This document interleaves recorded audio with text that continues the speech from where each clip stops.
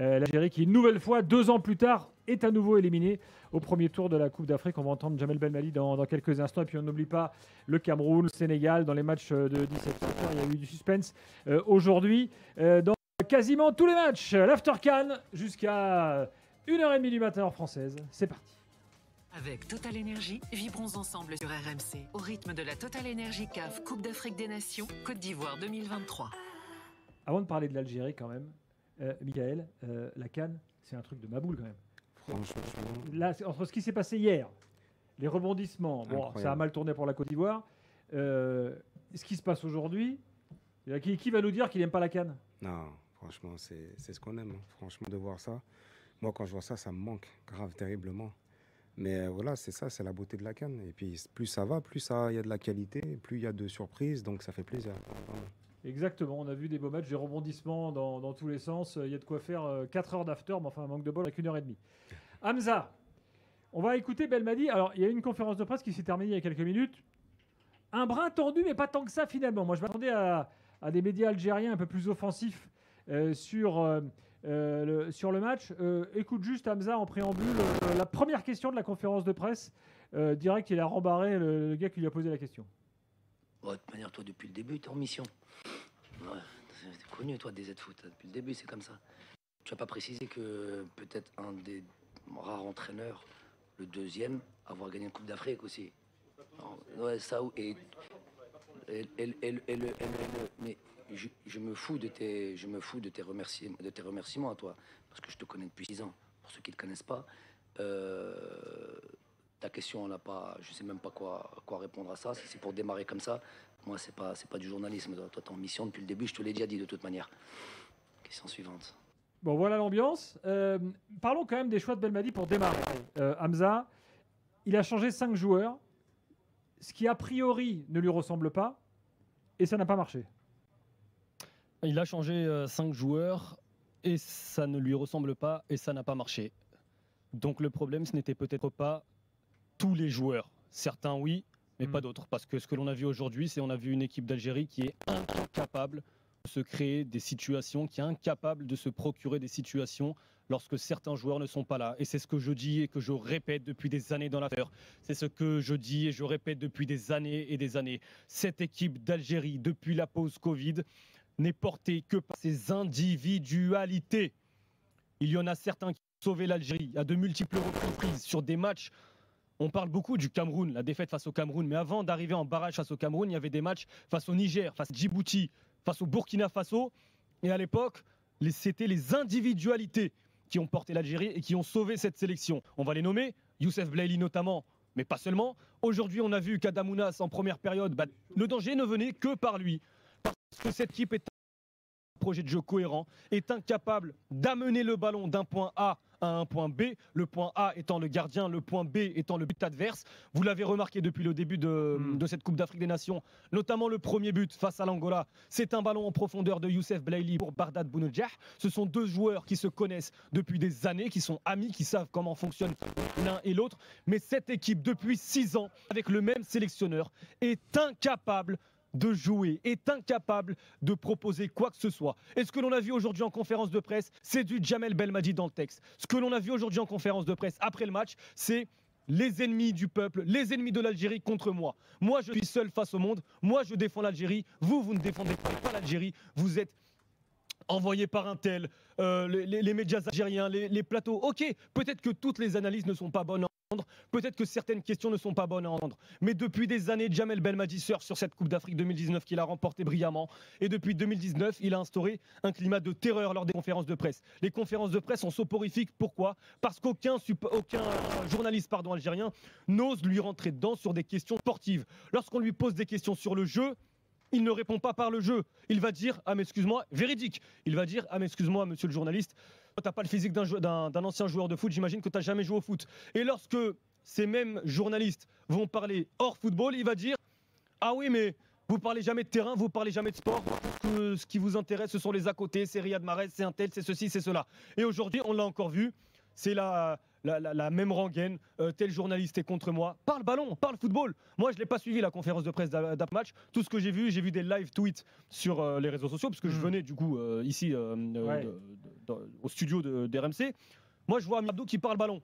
Pourquoi est-ce qu'on a joué un tel? Ah, je m'attendais à ce que Ben Taleb soit là. Il n'était pas là. J'ai joué de cette manière. Belmadi ne parle jamais ballon, ne parle jamais football. Bon, bah, parlons-en nous alors, parce que, outre Belmadi, bah, il y a quand même des défaillances individuelles, Hamza. Et les gars qui ont porté cette équipe, moi je te rejoins assez sur le côté, effectivement, c'est souvent des mecs qui ont sauvé l'équipe. On se souvient du coup franc de Mahrez contre le Nigeria et autres, même pour l'année où ils ont gagné la CAN. Mais là, tu as quand même des défaillances individuelles incroyables. Défensivement, là, ce soir, on a vu la Côte d'Ivoire hier. On se disait, c'est pas possible, la Côte d'Ivoire.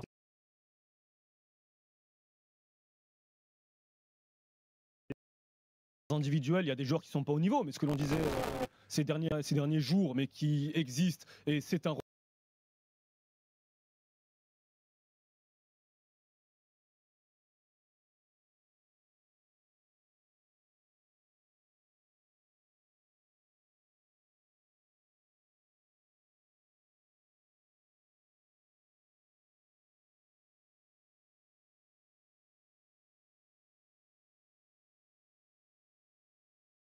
la seule période bonne de Mandji en sélection, c'est lorsqu'il avait Ben Lamri à ses côtés, ce qui a amené jusqu'au titre en 2019. Mais avant cela, il était notamment associé en 2017 avec Ben Sebaini, ça n'a pas marché. Là, il est de nouveau avec Ben Sebaini, ça ne marche pas. Aujourd'hui, Ben Sebaini suspendu, c'est avec Touga, ça ne marche pas non plus. Alors moi, je veux bien que... Après, est-ce qu'il y a mieux? Moi, attention, tu vois... Bah, la charnière centrale, je n'ai jamais été footballeur professionnel, peut-être que Michael Poté pourra me confirmer ou m'infirmer. Et extrêmement fort, qui n'est pas fort en l'occurrence en sélection, mais extrêmement fort, mais tu ne trouves pas une charnière centrale compatible, bah faut peut-être choisir la charnière. Mais en tout cas, moi sincèrement, Gilbert, aujourd'hui, après un 3e fiasco en l'espace de 2 ans, après une humiliation en début 2022 à l'élimination en Coupe d'Afrique au premier tour, tu termines dernier d'une Coupe d'Afrique, je rappelle, à 24, où tu as seulement 8 pays éliminés. Une humiliation face au pire Cameroun de l'histoire. C'est pas moi qui le dis, c'est même Rigobert Song. Il n'est pas allé jusque-là en conférence de presse il y a 3 jours, mais Rigobert Song, il ne pouvait pas aller jusque-là en disant j'ai peut-être pas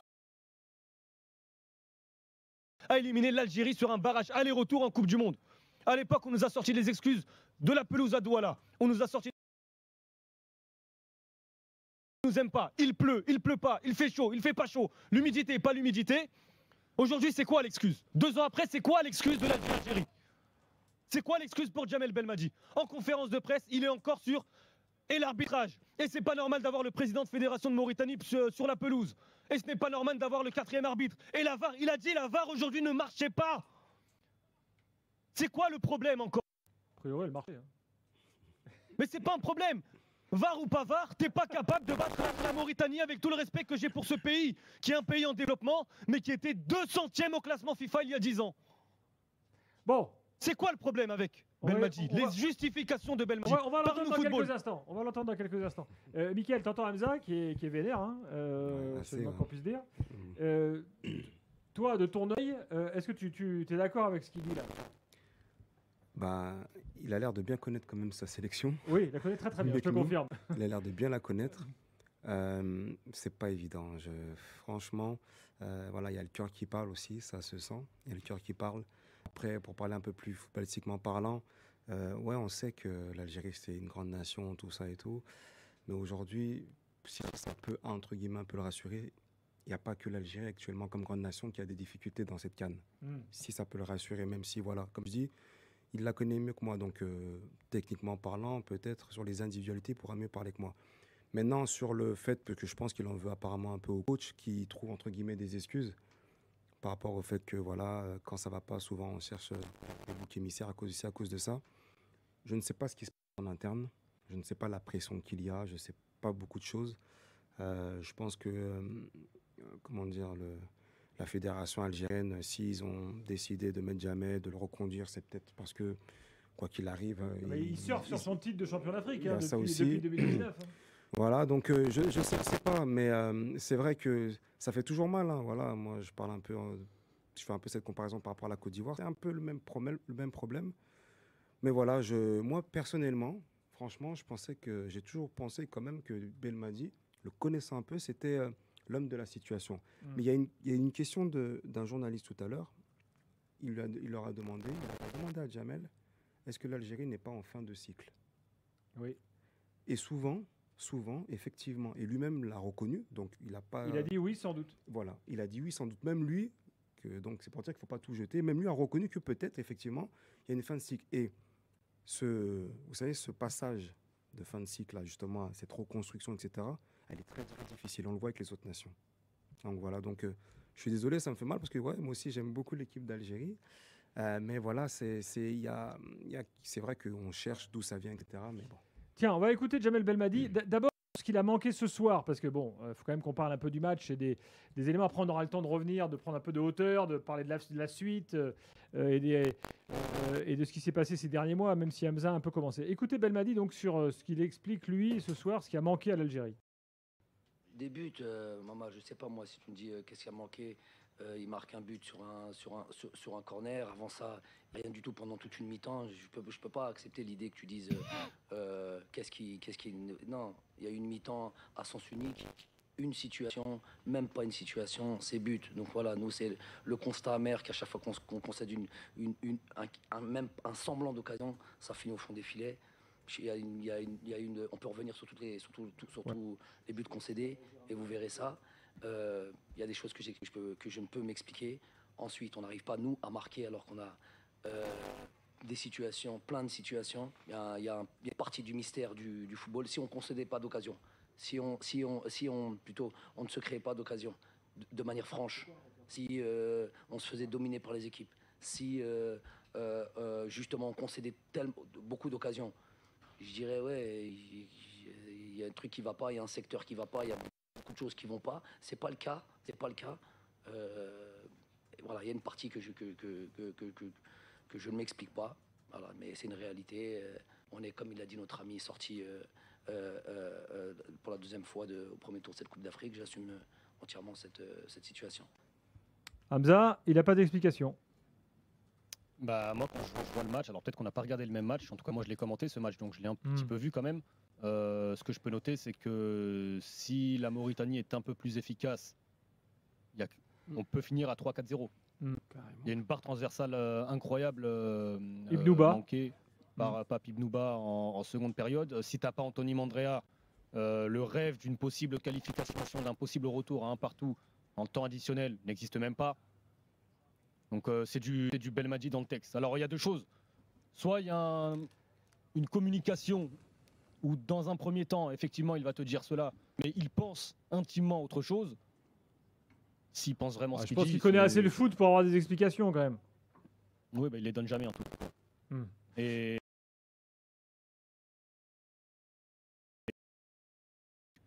pour la sélection algérienne en l'espace de 2 ans. Et pour répondre très rapidement à Mickaël Poté, l'histoire de la fin de cycle, j'y crois pas une seconde pour une question toute simple. C'est que Jamel Belmadi, justement, a renforcé son équipe avec pas mal de binationaux jeunes, avec pas mal de joueurs jeunes. Amoura qui n'est pas binational, qui n'est pas binational. Sauf que ces joueurs, en fait, on les voit pas, on les voit peu. Donc, cette histoire de fin de cycle, c'est lui qui choisit de mettre certains joueurs sur le terrain, mais les joueurs de la nouvelle génération, Chaibi, senior algérien en 2023 sous le maillot de la sélection, on l'a vu un peu plus d'une mi-temps face à l'Angola, un match qu'il avait totalement raté, attention, mais on parle d'un jeune qui débute sa 2e année en pro, il arrive sur un contexte particulier, première Coupe d'Afrique des Nations, on ne l'a jamais revu. Donc c'est lui aussi qui a les clés et qui choisit les joueurs. L'histoire de fin de cycle, moi j'y crois pas. La fin de cycle sur le banc peut-être, mais sur le terrain j'y crois pas. Bah, sur le banc, je vois pas comment il va rester là. Personne lui a posé la question. Il est quand même resté après le pire fiasco de l'histoire de la sélection, parce que le Cameroun c'est une humiliation. Et je pèse mes mots. Le pire Cameroun de l'histoire a éliminé l'Algérie sur une double confrontation. Et ne me parlez pas d'arbitrage. Dans un instant, on aura avec nous Amir Abdou. Eh oui, le sélectionneur de la Mauritanie, on va lui passer un petit coup de fil. Donc bougez pas, on revient dans quelques instants et puis on parlera à nouveau ensuite de l'Algérie, de son élimination. On vous attend au 32-16. Je sais qu'il y a Mehdi et Kader qui nous attendent d'ores et déjà. Et puis ensuite le Sénégal, le Cameroun. On est là jusqu'à minuit 30, 1h30, pardon, heure française, minuit 30, heure ivoirienne dans l'Aftercan. À tout de suite. Il est minuit 20 en France, 23h20 ici en Côte d'Ivoire. Michael Poté, Hamza Ramani. On a 2 auditeurs avec nous ce soir. Eladj qui est supporter mauritanien, Yacine. Yacine qui se fait un peu discret parce que lui n'est pas trop marocain. Donc là, il la ramène pas trop. Ce que je peux aisément comprendre. Hein. Tu vas peut-être pas en rajouter. Mais on parlera du Maroc tout à Profite l'heure. de ces beaux moments, sache-le. Parce que la roue, elle roue tourne vite, comme dirait un ancien footballeur. J'en profite, merci Hamza. On l'a pas dit tout à l'heure, mais on commence à avoir quand même une ébauche de tableau pour la 8e de finale après la journée d'aujourd'hui. Je peux d'ores et déjà vous annoncer que le premier 8e de finale qui sera programmé samedi en soirée sera Nigeria-Cameroun, qui se jouera ici à Abidjan. Mickaël, Nigeria-Cameroun, moi je ne sais pas si on peut dégager un favori de quoi que ce soit désormais avec tout ce qui se passe. Hein, c'est vraiment dur maintenant, franchement, c'est Wow. vraiment dur. Moi, mais quand même.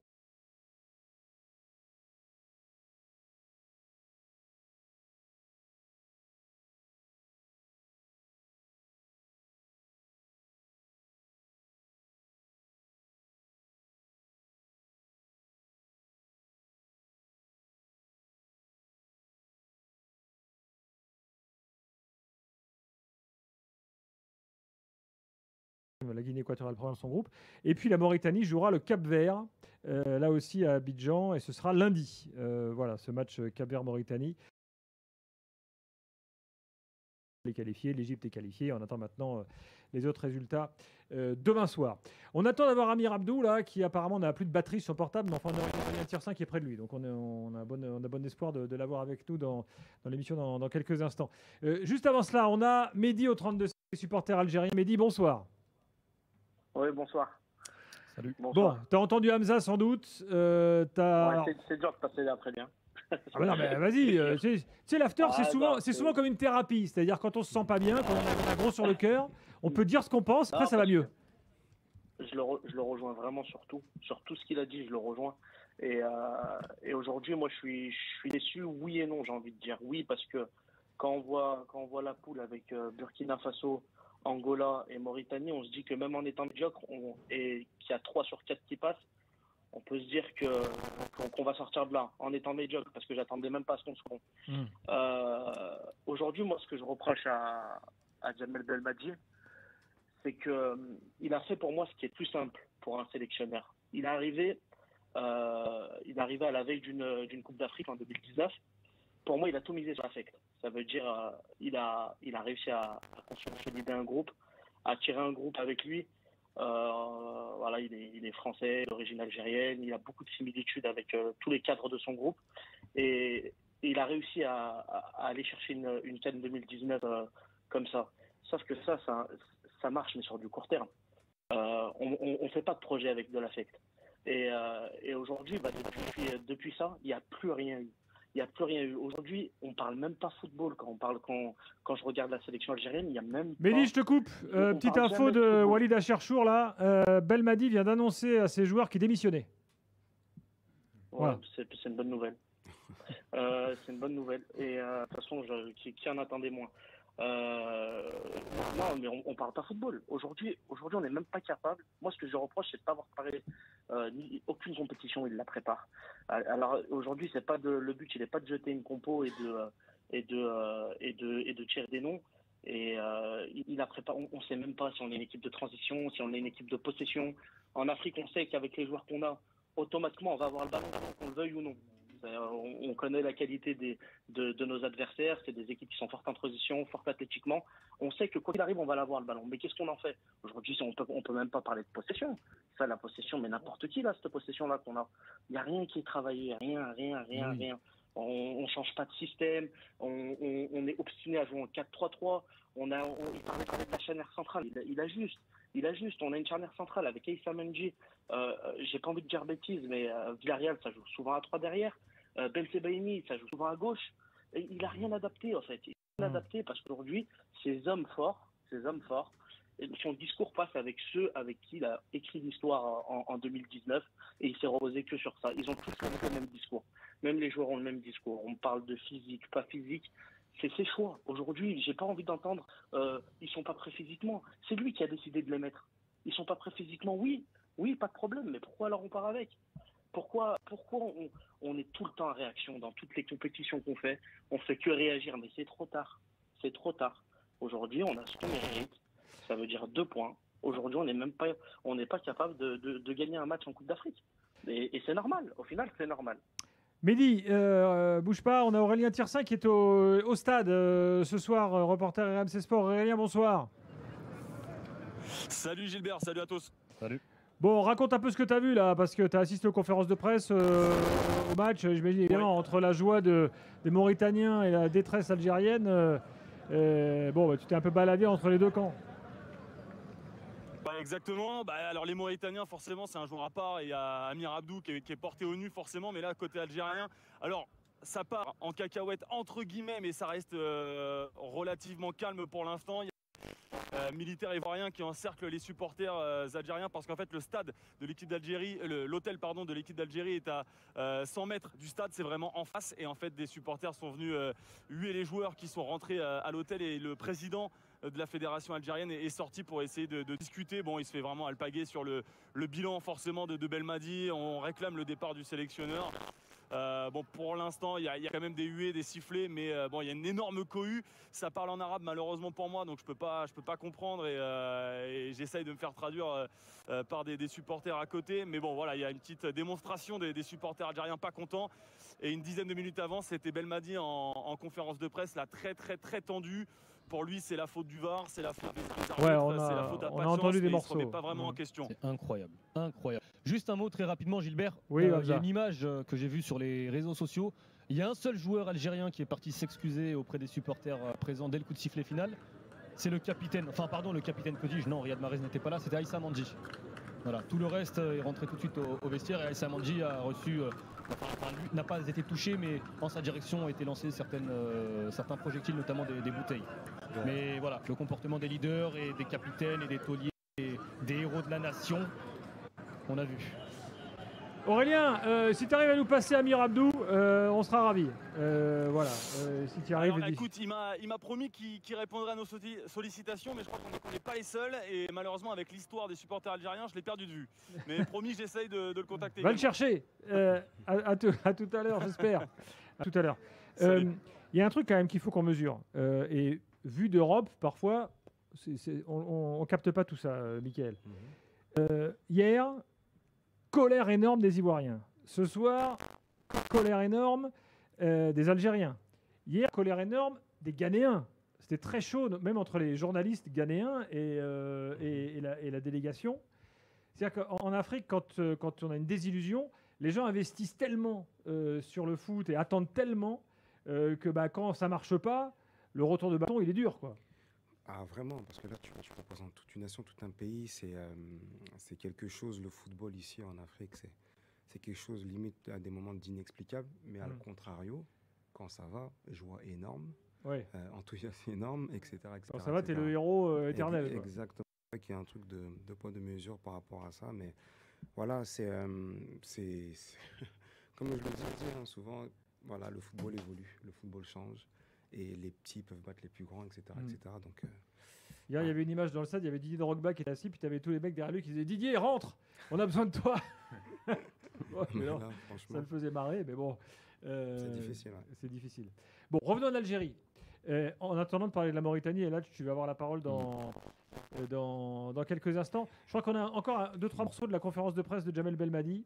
J'en appelle à Jimmy Brown, notre producteur qui a tout ça en main. Écoutez Belmadi sur la fin de la génération dorée. Hamza disait tout à l'heure, non, c'est pas la fin d'un cycle. Écoutez ce qu'en pense Belmadi. Toutes les équipes ont des générations dorées. Toutes les équipes ont des bons joueurs.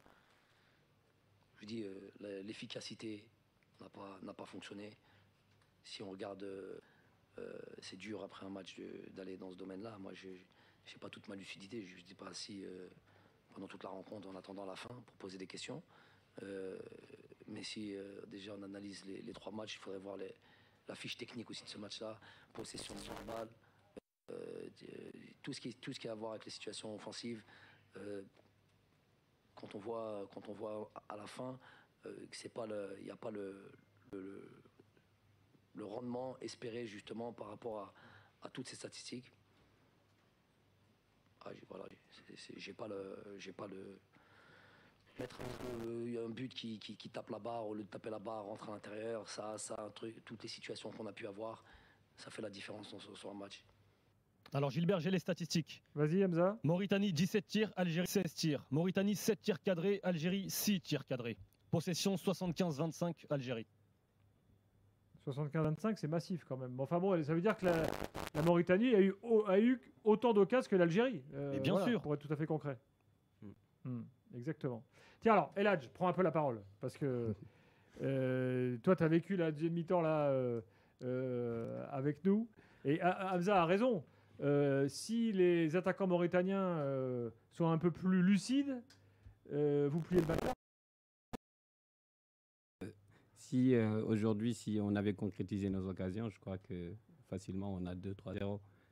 Parce que pour moi, l'Algérie a eu qu'une seule grosse occasion, c'est le tir de Aïssa Mendy. Avec un arrêt extraordinaire de Nias. C'était gardien de Guingamp. Ouais, tout à fait.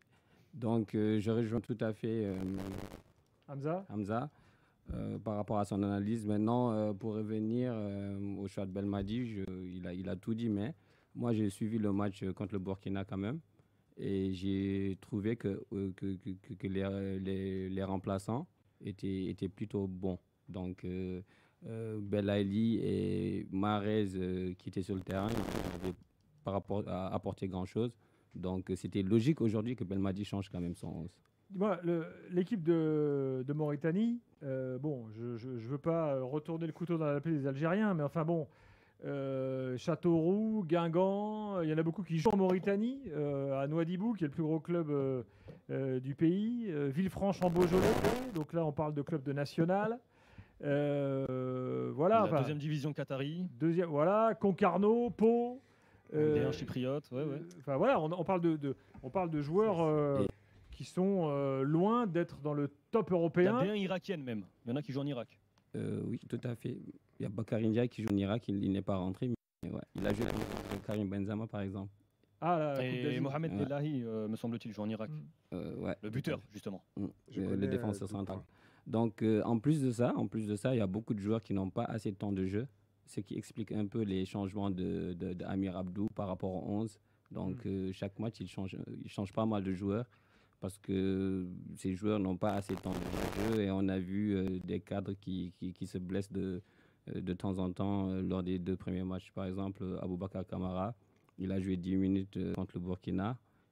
Lors du deuxième match, il est rentré en deuxième mi-temps, il n'a pas assez joué. Donc Amir Abdou a été obligé à chaque fois de changer et de s'adapter. Oui, Michael, tu voulais dire? Non, je disais juste qu'effectivement, dans l'effectif, il y a un joueur que je connais bien qui était sur le banc, c'est Souleymane Doukoura. Doukoura, ouais. Qui a joué en Turquie et qui évolue à Chypre du Nord, avec moi éventuellement. Il m'a appelé, je l'ai conseillé même d'aller dans le club où il est actuellement. Il est dans les meilleurs buteurs, il a une dizaine ou 11 buts. Il a beaucoup de buts cette année. Super gars, et voilà. Mais juste, pour revenir par rapport à ça, moi, je suis pas trop...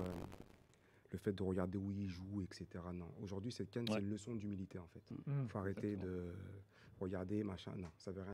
Et aujourd'hui, ça prouve que quoi qu'il arrive, dans le foot, surtout aussi dans le foot aujourd'hui, c'est pour ça qu'on parle de la magie de la Coupe de France. C'est pour ça qu'on parle de la magie aujourd'hui de la CAN, etc. Je veux dire, on voit que là, le football, sport d'équipe avant tout. C'est ça, avant tout. Donc, il faut arrêter. Lui, il joue la balle.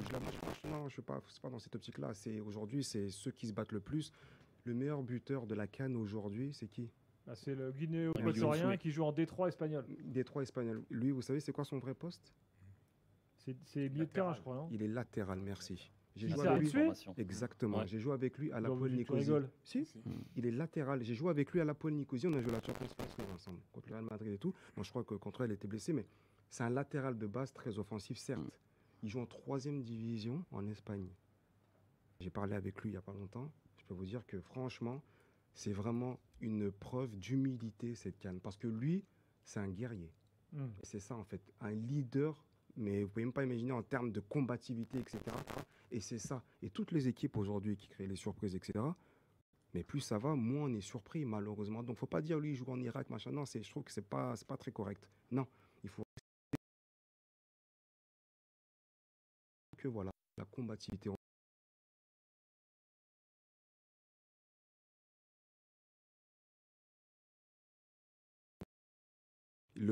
le frère, là, Mehdi, je pense qu'il a parlé, qui a intervenu, Ouais. il a parlé que l'affect ne marche plus au bout d'un moment. C'est vrai, ça, je suis d'accord. L'affect, certes, mais l'affect ne fait pas tout. Et aujourd'hui, il faut prendre des guerriers. Là, on parle de Coupe d'Afrique. Hein, on va arrêter de faire genre. C'est la Coupe d'Afrique, la Coupe de France, c'est les guerriers. C'est comme ça. Il y a des compétitions, c'est comme ça. Donc c'était pour juste un peu rebondir par rapport Non, à ça. très bonne idée. Dans un instant, on est de retour avec, entre autres, Mehdi Guézard, qu'on connaît bien sur RMC, intervenant des Grandes Gueules, avec qui l'After est allé en Algérie il y a quelques mois, qui doit être évidemment très déçu ce soir. Il veut absolument intervenir. Et puis, on attend toujours Amir Abdou, qui, vraisemblablement, son portable a dû exploser, là. Exploser de messages et se l'a fumé. Donc, voilà, on espère l'avoir d'ici 1h30 tout à l'heure. A tout de suite dans l'After Can. Et Mehdi Guézard qui nous rejoint, qui est avec nous en ligne. Mehdi, bonsoir. Bonsoir mon Gilbert. Alors je rappelle que Ne Mehdi... me demande pas comment ça va. Ne Non, me mais demande pas comment ça va. je te demande ce que pas. je te demande. Évite juste cette question. Non, mais je rappelle juste quand même pour les gens qui n'écoutent que l'After, que vous pouvez retrouver Mehdi Guézard tous les matins dans les Grandes Gueules, émission de référence. Mehdi a été élu Grande Gueule de l'année, donc ça vaut le coup de l'écouter. Merci mon Gilbert. Écoute, toi qui es algérien, je vais... qu'est-ce que tu veux nous dire ce soir? Écoute, je vais te dire, je vais peut-être aller à contrario de ce que pensent les gens. Moi, je suis content que ça soit enfin fini, que ce calvaire soit fini. Parce que quand tu fais match nul contre l'Angola, quand tu fais match nul contre le Burkina, ne t'attends pas à voir le Brésil en 8e ou en quart de finale. Ça veut dire que le jeu, dès le début, était pourri de l'équipe nationale. Dès le début de cette CAN, c'était voué à l'échec. Je l'ai dit, j'ai été pris pour un fou, je l'ai dit, il n'y a plus d'âme dans cette équipe. C'est aussi simple que ça. Il n'y a plus de leader dans cette équipe. On n'a plus de leader. L'épopée 2010, où pour moi, ça a été l'une des plus belles équipes nationales d'Algérie avec celle de 90 et de 82, tu avais des leaders.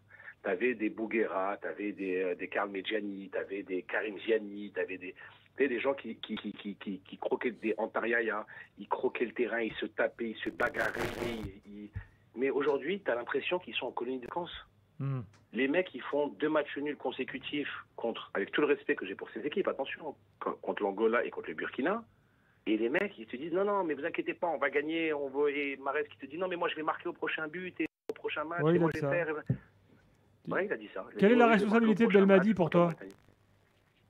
Elle est totale. Elle est totale parce qu'il n'a pas su régénérer son équipe. Il est resté sur des acquis. C'est exactement la même chose qu'a fait Roger Le Maire après l'Euro 2000. Il n'a pas régénéré, il n'a pas injecté de vrai sang neuf. Il a mis des joueurs sur les 2 premiers matchs, il a mis des joueurs sur le banc qui ne devaient pas être sur le banc. Il a mis des joueurs hors forme sur le terrain. Et je pense en l'occurrence au capitaine.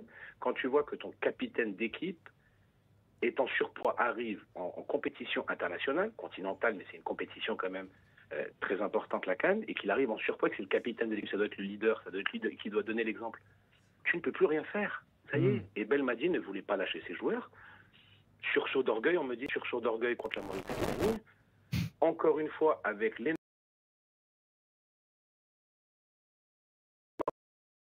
me sortir les conneries, non mais c'est l'arbitrage, non mais c'est si, non. Ah, Belmadi le dit, si Belmadi le dit, c'est que c'est la vérité. Depuis sa dernière fois, c'est l'arbitrage contre tout le monde. En fait, nous on est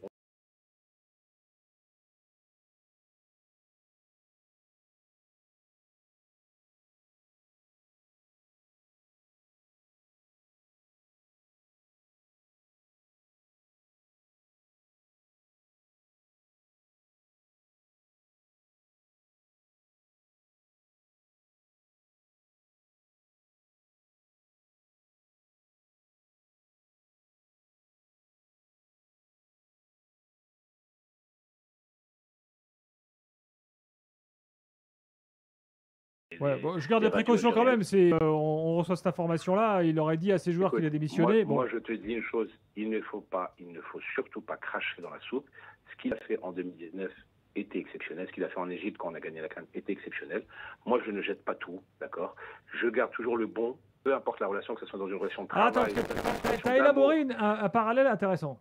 Et que moi, j'avais dit ça dès la fin du premier match. J'avais dit attention, l'Algérie, ça pue, ça sent France 2002. Là, tu as parlé de Roger Le Maire tout à l'heure.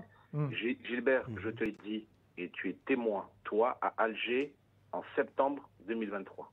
Je t'ai dit, c'est sa dernière CAN et il va être dégagé après la CAN. Je t'ai dit ou je te l'ai pas dit, Gilbert, devant je ne sais pas combien de millions d'auditeurs.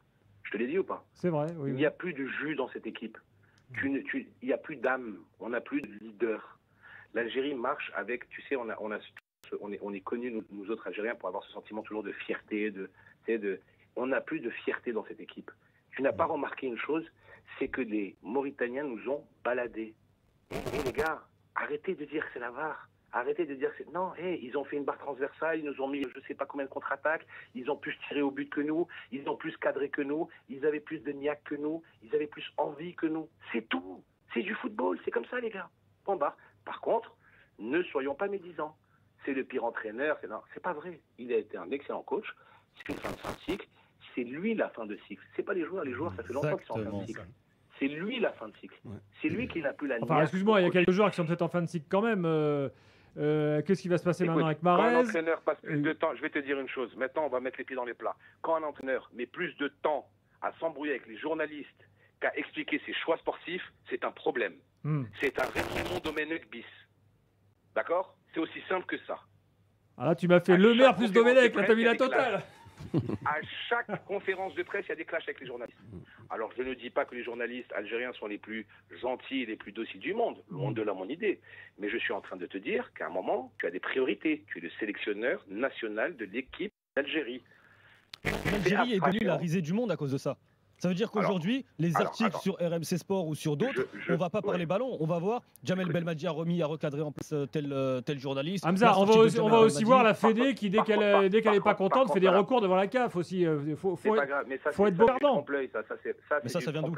Voilà, ça c'est du trompe-l'œil. Mais attends, alors, arriver à dire que l'Algérie est la risée du monde, on ne va pas s'emballer non plus, d'accord? C'est du football. Ça ne reste que du football. Écoute, moi je le pense. Tu le penses, mais je pense que c'est un peu fort de café. L'histoire du millefeuille qui fait le tour du monde, quand même Daniel Riolo qui ne suit pas le football africain se moque de nous. Enfin, excuse-moi, j'ai le droit d'avoir mauvaise quand même. Ça, je vais te dire, c'est fort de café, c'est ton choix et je le respecte, il n'y a pas de souci. Maintenant, il y a une chose que moi je peux te dire en tant que supporter algérien, et je te le dis avec beaucoup de fierté, parce que je suis très fier d'être supporter algérien malgré les défaites. Moi, je suis fier de mon équipe. Quand ils gagnent et quand ils perdent. Dans les deux, je resterai fier de mon équipe, surtout mon équipe nationale. Et c'est un mec du PSG qui dit ça, donc je peux te dire que j'en prends plein la gueule. À part ça, blague à part, il faut savoir, des fois, se dire au revoir, c'est tout. Charles Aznavour a dit une phrase très belle. Lui, il a dit au revoir 15 fois, il est revenu à chaque fois. Mauvais exemple. Charles Aznavour a dit une très belle phrase dans une de ses chansons. Il faut savoir quitter la table quand l'amour est desservi. Entre l'équipe nationale d'Algérie et Jamel Belmadi, l'amour est desservi. Merci. Au revoir, coach, pour tout ce que tu as fait. Mais ça y est, c'est la fin. C'est the end. C'est tout. Merci, voilà. Mehdi. Moi, c'est mon avis. Merci à vous. Bonne Merci, soirée Mehdi. à vous, les gars. Continuez comme ça. On soutient, l'Algérie soutient, peu importe le vainqueur quel qu'il soit, soutiendra le meilleur vainqueur et les meilleurs joueurs de cette CAN. Et voilà. Et c'est malgré ce qu'on pense, on est tous africains et on est fiers de cette compétition continentale. Voilà. Salut Mehdi Guézard. Tu reviens quand, Grande Gueule, là? Jeudi. Très bien. Bon, on va parler un peu d'Algérie jeudi matin. Avec grand plaisir. A priori. Bonne soirée à vous. Bye bye. Salut Mehdi. Salut. Mickaël, tu voulais rajouter un truc? Non, je trouve qu'il écoutait avec attention. Non, mais il a bien fini. Il a bien commencé, il a bien fini. Et voilà, c'est ça. Donc, c'est le message qu'il faut passer. Les gars, on se retrouve dans quelques instants, encore avec des réactions, encore d'un petit morceau de Belmadi de sa conférence de presse. Il y a Kader qui nous attend, Lenny également qui est là au 32-16. Et puis après, on va quand même parler du Sénégal, du Cameroun. C'était les autres matchs du jour, le Cameroun à la camerounaise, à l'arrache, mais qualifié. Et puis les matchs de demain, notamment le Maroc qui affronte demain soir la Zambie. Maroc qui d'ailleurs pourrait qualifier la Côte d'Ivoire. Toute la Côte d'Ivoire est pour le Maroc ce soir. En cas de victoire des Marocains demain, la Côte d'Ivoire sera qualifiée en tant que meilleur troisième. Voilà le programme de l'After CAN à venir dans les minutes qui viennent. C'est la pub sur RMC. En attendant, lâchez vos commentaires dans le chat.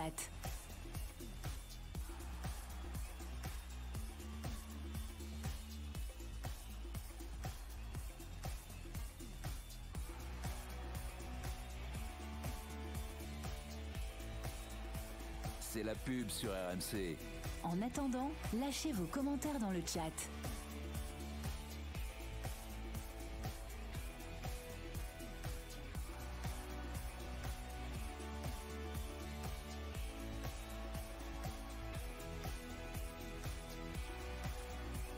C'est la pub sur RMC. En attendant, lâchez vos commentaires dans le chat.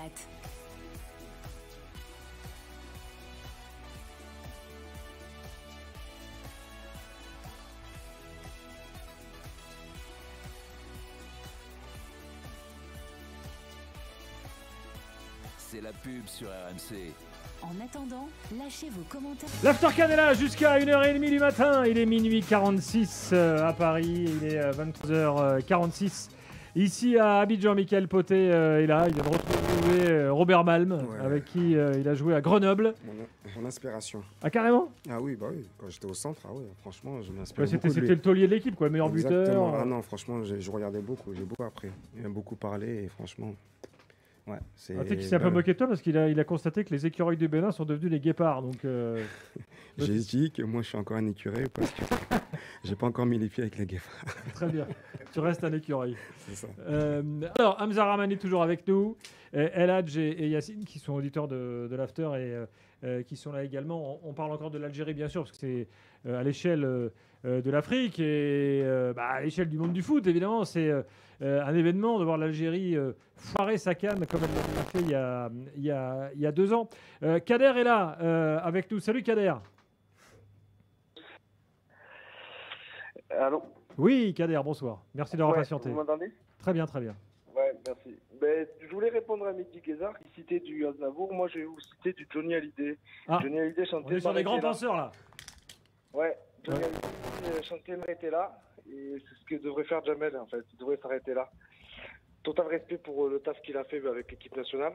Mais là, je pense que. Alors, il faut permets-moi de déplacer un peu le débat parce que je trouve qu'on parle quand même beaucoup de Belmadi depuis maintenant 48 minutes.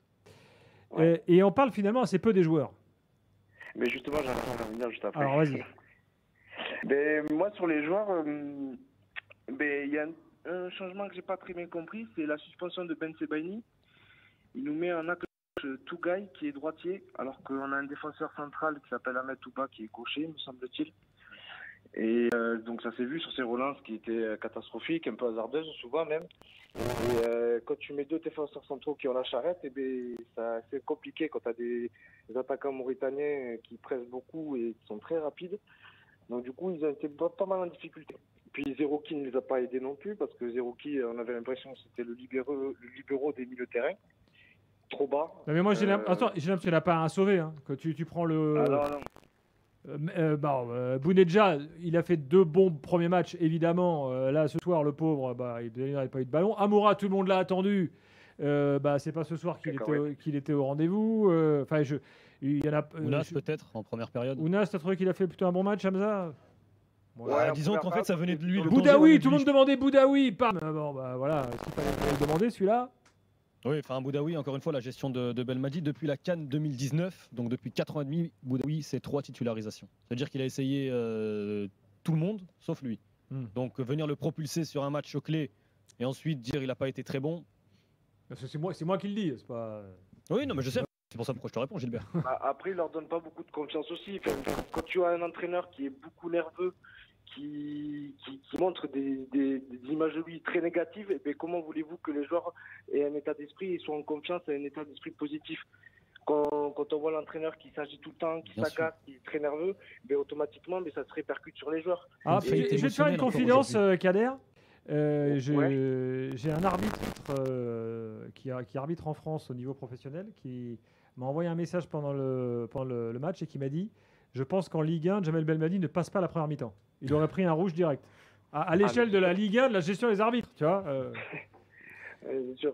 Il y a un moment, pendant le match, il était en train de parler avec le Qatar. Après, c'est pas nouveau, il est tout le temps comme ça. Hein. C'est pas... Oui. Bon, mais malheureusement, ça va pas aider l'équipe nationale. Et je pense que son prime, il est passé et qu'il aurait dû arrêter après l'élimination contre le Cameroun. Têtu comme il est resté et puis il est mort avec ses idées, quoi. Et puis voilà. Mais après, les joueurs aussi sont. Alors, concentrons-nous sur les joueurs quand même. Est-ce que tu estimes que certains. Je sais pas, donnons des noms. Est-ce que tu estimes que des gars comme Mandy, qui sont là depuis longtemps, comme Arez, comme Bounedjah, comme Belaïli, est-ce que tu estimes que là, il faut tourner la page et qu'il faut arrêter avec eux? Ou pas? Ouais, mais on met qui à la place? On met qui à la place? Parce que derrière, il n'y a pas une grosse génération. Au niveau olympique, l'Algérie n'est pas qualifiée. C'est compliqué. Ah, c'est du Si, travail. Il y a Bachir Beloumi qui peut être intéressant, mais voilà, si on ne lui fait pas croquer un petit peu, c'est sûr que voilà, ça va être compliqué. Après, moi, ce que je pense qu'il faut pas, c'est surtout la défense. Et ça a toujours été un gros problème dans les équipes nationales d'Algérie, qu'importe les générations. En défense, on a toujours été pas bon et mauvais, ça s'est encore vu ce soir.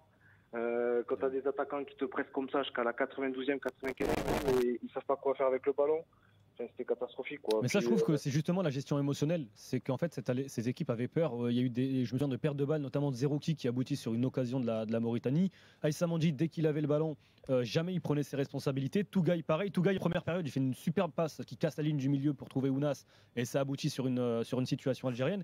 Mais sinon, effectivement, ce qui se dégage, moi, aujourd'hui de cette sélection, la faillite pour moi sur cette Coupe d'Afrique, elle n'est pas forcément sportive.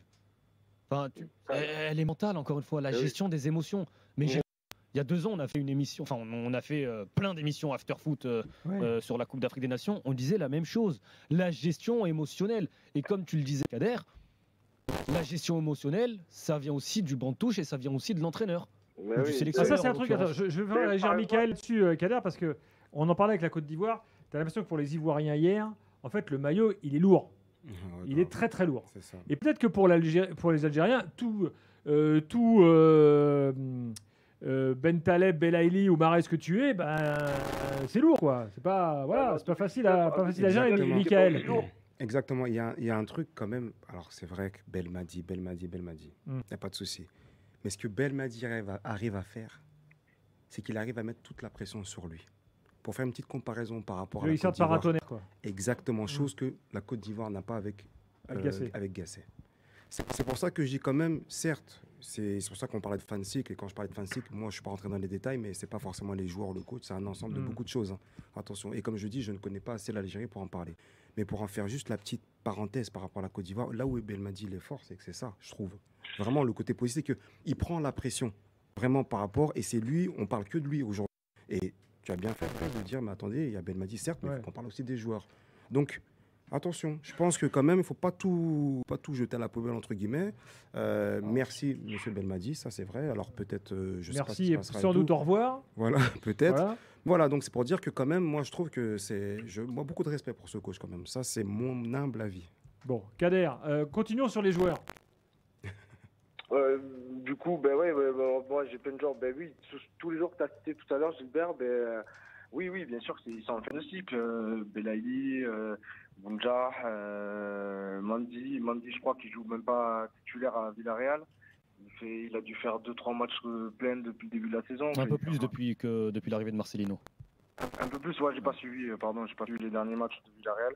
Mais en fait, quand tu prends cet effectif globalement, si tu prends aujourd'hui le groupe des 26, la sélection algérienne, à l'exception de certains cas, certains tauliers, ça reste une équipe extrêmement jeune. Aujourd'hui, tu as Slimani qui a 35 ans.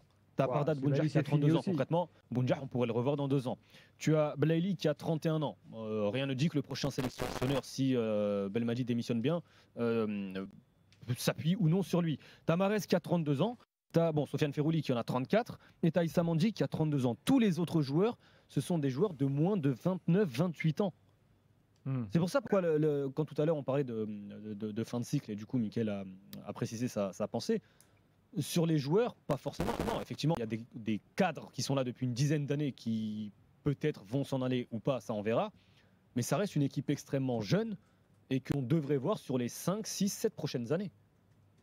Mais dans ces cas-là, autant changer de sélectionneur et qu'ils repartent avec des bonnes bases, quoi. Parce que je pense pas. Non, mais de toute façon, la vie du foot, moi j'imagine même pas un instant que Belmadi reste.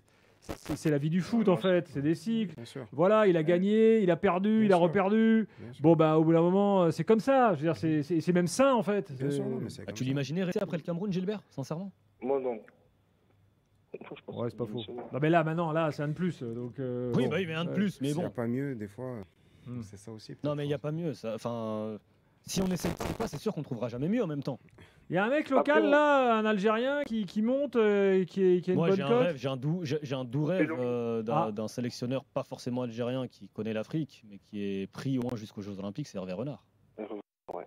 Et en plus, il connaît l'Algérie, il a entraîné l'USMA. Et une petite confidence, il rêvait, il il était prêt à tout pour devenir le sélectionneur de l'Algérie il y a une dizaine d'années, justement, à l'époque de l'USMA, sauf que le président de la Fédé à l'époque, Mahmoud Raouraoua, il n'était pas trop chaud avec Hervé Renard, mais c'est un...